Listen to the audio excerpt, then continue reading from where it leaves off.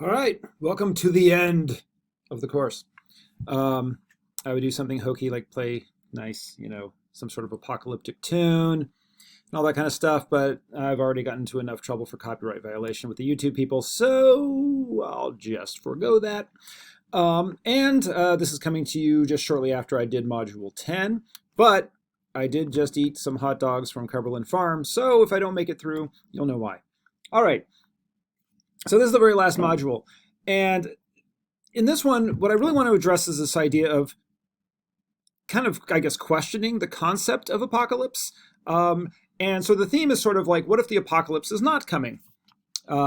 Because while that seems like it would be a good thing, that actually can be a little unnerving to some people. And so let's talk a little bit about a couple things here. So first is that when there is a major disaster, or something that's kind of large upheaval, or what we might call an apocalypse, as sort of an end of a world as a way of being. There are some people that actually, of course, as we've talked about, look forward to this. And part of it is this idea of a new Jerusalem and the fact that it's an opportunity, right, when there's an apocalypse, where the world can be very messy, the world can be very complicated, the world can be very unfair. There are all sorts of structures in place that do not necessarily lead to human happiness. And sometimes people look at an apocalypse as an opportunity. And if so, for what? Well, there's definitely a lot of different examples of that. And so, for instance, there was a couple of the books that we looked at, or readings that we had for this module. And one of them is This Is Not the Apocalypse You're Looking For. And the other is a chapter from A Paradise Built in Hell by Rebecca Solnit. And so, in Rebecca Solnit's book, one of the things that she's really talking about here is this idea that when there's a major catastrophe, when there's a disaster, sometimes this actually kind of disrupts the normal kind of day-to-day systems that we live under, which can be pretty oppressive, and that the communities that develop in these kind of disaster situations are sometimes positive, I guess, in a lot of ways. And that, she talks about, interviewing people who had these incredibly positive experiences of these different kinds of disasters, and goes back into some of the, historical records of the 1906 San Francisco earthquake and other things about how, there's actually a lot of possibility for kind of progressive social movements and that sort of stuff in the time of a disaster. And of course, there have been a lot of political changes that occur because of disasters, whether it's because of large famines or like earthquakes, like in places like there was an earthquake in Nicaragua before the Sandinista government took over, because the earthquake sort of destabilized the current government. There's a lot of examples throughout history of major catastrophes leading to social change and political change. That being said, it's not the things that are required post-disaster or post-apocalypse is sometimes not what we imagine it to be. And so, Rebecca Solnit sort of talks about this, that what is necessary is a whole lot of care work, right? People having to care for their neighbors, figure out how to get supplies and how to get, things, food and water and other things like that and housing to keep people safe. And also in This Is Not the Apocalypse You Were Looking For really kind of shows during the, recent pandemic, what it is that people kind of required, during a time of major kind of catastrophe. And it's not, roaming the streets, being a cannibal or hunting squirrels or these sort of things, right? It's actually just sometimes having to kind of come together and actually, in a sense, be more social. A lot of the stories that we're told, a lot of the movies we watch, post-apocalypse is this time for sort of rugged individuals who ride around on motorcycles and cut people's heads off and these sort of things. But if you actually look at the evidence of what happens during most upheavals, is that communities actually come together. And it's not just every person for themselves. And, you can actually see this over and over again. But it's really important to then ask ourselves, why? Why is it that the stories that we tell about apocalypses is one of kind of social unraveling as opposed to coming together? Because a lot of the evidence is that's not actually what occurs. And I think, both of these readings are to kind of get folks to think about that a little bit. But One place where I can kind of critique some of Solnit's work, for instance, is, she talks about these people who survive earthquakes or Hurricane Katrina or these other major disasters as, having these very positive experiences. Well, let's counterpose that a little bit with, say, the movie we watched earlier in this course for The Quake, which was about the Port-au-Prince earthquake in Haiti in 2010. If you recall that video, did that look like the best time of their lives? No. I mean, there's a little bit of a privilege that goes along with the idea that a disaster can be sort of not just survivable, but somewhat enjoyable and even an opportunity for kind of positive change.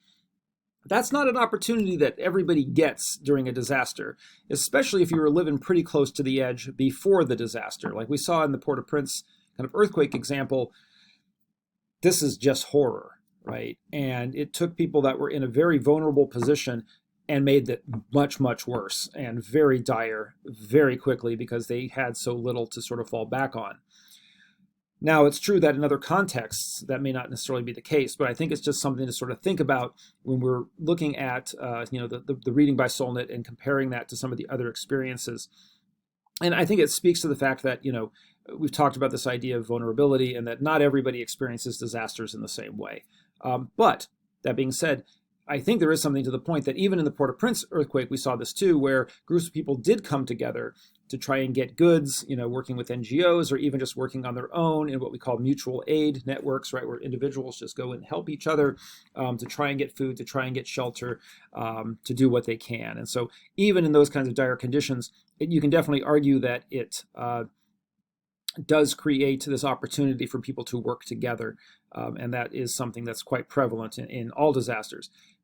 How kind of enjoyable that process is, of course, it can be very, very different depending on the disaster and depending on your situation going into it.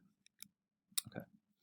So, when we talk about the opportunities that can come from disaster, on one level, people like Solnit and others talk about this idea of, it can bring together communities, have sort of positive experiences or kind of change things for more social justice or to have even whole revolutions against like dictatorships and all of that sort of thing. But disasters can also be kind of lay the groundwork for very different kinds of political changes that make things much, much worse. And so I have this link that I put in the stuff as sort of optional, but there's something called the shock doctrine and disaster capitalism, which is sort of the counterpoint, which is this idea that there have been folks that are trying to advance particular political plans that usually have to do with cutting state funding for education and health services and all sorts of social services. And those, making those cuts are usually politically very unpopular. And so what governments have done over time is essentially wait for a disaster. And when a disaster happens, they kind of have in waiting all of these very unpopular political programs that they then try to push through in the name of, kind of dealing with the emergency. And so, for instance, after 9/11 in the United States, the U.S. government put into place a lot of kind of limits on civil liberties and on, the government was, doing things like the Patriot Act and being able to, do searches on people without probable cause and all this stuff because of this disaster. And these are things that they never would have probably been able to push through Congress and get signed if it wasn't for, quote, the emergency. And also, in one of the things that, Naomi Klein talks about in her work is that this happens after natural disasters too, like in places like Sri Lanka after the Indian Ocean tsunami, where, there were these developers that hadn't been able to build these new big tourism operations on the coast because locals didn't want them. But then after the tsunami came through and killed a large number of people in these communities and dislocated people, they saw this as an opportunity to then kind of move in and put in these new businesses. And so there is sort of this flip side for kind of what happens politically when there's a crisis. And of course, as you probably know, during COVID, in the last year and a half, the pandemic has been an opportunity for people on all sorts of different sides of the political spectrum to try to sort of change the way in which the society operates and is structured. While on some hands, people have used it as attempts to try to privatize things more, cut kind of state funding and that sort of things. Other people have used it as an example or as a time period to argue that we need exactly the opposite, that we need more access to healthcare, that we need larger sort of government spending programs in infrastructure and in what, like Biden currently calls human infrastructure, this idea, or what he's, this idea that it's not just Biden that calls it that, but that he's kind of emphasizing, care work and education and preschool and these sort of things too. And one of the things he's looking at is this recent pandemic as sort of an opportunity to change the way in which the society operates because there's been this great shock. And then, of course, as noted last time, you also have folks with different in the last module I talked about, different conspiracy theory oriented organizations that look at this as an opportunity to sort of destabilize the country and, turn it into whether it's like a society based more on white supremacy or other kinds of right-wing philosophies. And so all sorts of different groups look at these crises as opportunities. Okay. So, when we're looking then at this idea of an apocalypse or this kind of large kind of catastrophes, we can ask the question, are disasters a chance for altruism and for challenging unjust social orders? Or are they invitations to mayhem and cannibalism? Well, I think we know the answer to that is probably both. That, how people respond in the time of disaster is sort of like how they respond when there's not a disaster. It's a little bit simplistic to say things all fly one way or another. I think, unfortunately, in American culture in particular, we tend to think that what happens is that things fly into mayhem and cannibalism. But the evidence is that that's not really so true. It's just that it doesn't necessarily make good TV to kind of show people coming together and then cooking each other meals and that sort of thing. It's much more exciting to see them roaming the wastelands on motorcycles with mohawks, right? Because really, people after disasters are like people before disasters, kind of a mixed bag. But here's the question. What if the apocalypse is not coming? What if there really is no end? What if, the things that we're dealing with today are the things we're going to keep dealing with really forever, in a sense? What if we're not at the end? What if a new beginning is not around the corner? And this is, I think, a really important point because I think some people assume that we're careening towards disaster. And even though there's lots of things that might point to, reasons why we would think that, you got to keep in mind that people have been thinking this for hundreds, if not thousands of years. That somehow the time that we are born into is this really particular special time that's either the beginning of something magical or the end of something, kind of catastrophic.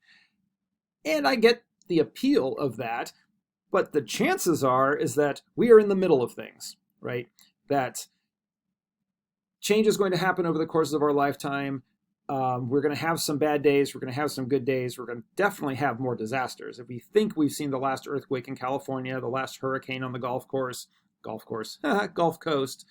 might have a hurricane on the Gulf Course too, but we have not seen the end of these things. We have not seen the last nuclear disaster. We have not seen the last, potential near miss with nuclear weapons. And honestly, the longer time goes on and the more nuclear weapons are sitting around and things, the more likely we are going to experience an accident of some kind at some point, right? But that being said, they may not necessarily be truly ends of the world in the neo-apocalyptic sense of just a burnt cinder going around the sun. Okay. And so I think it's important to think about this idea that if we are in the middle, if tomorrow we have to wake up and keep working on the same problems that we face today instead of kind of waiting for some kind of mystical force or force greater than ourselves to sort of fix everything for us, now what? It is kind of an important question. And I should, tip my hat here to, there's a writer named Donna Haraway who talks about this idea. She has this philosophy called staying with the trouble, which is basically the idea that, maybe we're not going to solve all of our problems, but also maybe we're not totally doomed. What if we're kind of between those two poles? What if we just have to, that what life is a little bit of a state of struggle and of dealing with the trouble and kind of managing it and doing the best we can? Because there's a lot of evidence that that is what the rest of our lives are going to sort of be like, right? Sorry. Okay. And then, if we do accept that idea, right? If we accept the idea, that perhaps an apocalypse is not coming, what are the political ramifications of this because this is kind of serious, because you think about it, we've got whole giant movements on the left, on the right, and the center that count on the idea of an apocalypse, that something's going to shape everything, because there's a lot of political frustration going on out there that there isn't bigger change. But maybe kind of what we're seeing is kind of what we get, right? Okay. I've got lots of little things here. Okay, there we go. So if help, divine or otherwise, in dealing with our problems is not coming, but also there's nothing divine or otherwise coming to destroy us all, we just have to kind of muddle through a little bit, right? And deal with things and try to make life the best we can. And maybe that's not such a great ending note for a class on catastrophe, but I think we know that it's probably relatively accurate. Because the fact of the matter is that yes, there are big disasters, yes, there are big catastrophes, but chances are most of us will live our lives, we will die, and we will be picked off one by one, as opposed to giant big disasters. That just gets all the press. All right. So that connects to the final points for the class really here. The pandemic may be winding down, but yeah, be positive about the fact the pandemic's running down, and we get to be kind of outside and reconnect with people and travel again and all these positive things. But you should also still be very conscious of the fact that, yeah, we are all going to die, right? I mean, that is going to happen. So smile, right? I mean, nobody gets out alive, as they say. This doesn't necessarily mean that you have to be a jerk, right? But it does mean, like, there's not really a good reason to necessarily hold yourself back either, right? I think it's important, I guess this, where I get a little, what I call it, philosophical. It's important to recognize in the midst of all the stuff we've talked about this semester, of all the different horrible ways that large numbers of people can be killed, whether it's gamma ray bursts or AI machines putting us all in zoos or whatever it might be. It's important to realize that, yes, life is finite, and societies are finite, and empires are finite, and countries are finite. Everything has a lifespan. Enjoy it. Change, natural, personal, and social, is inevitable. Don't assume otherwise. And hopefully, through this class, you've learned more about how the world functions. I know we've been focusing on death and destruction, and that's only really one part of life. But hopefully by doing that, we also have a better understanding of, A, how the Earth systems work, right? When we've talked about things like earthquakes and tsunamis and tornadoes and all that kind of business. But also we've looked a little bit at how economies function and societies and religion and all of that too. So I'm hoping that this has been a productive lens for just kind of getting to understand more about our world. So let's see, is that it? That is it. So hope that you enjoyed the class, and don't forget to do the discussion questions here on this last module. And hopefully I will see some of y'all either whether it's online or in the real world. All right, thanks. Bye.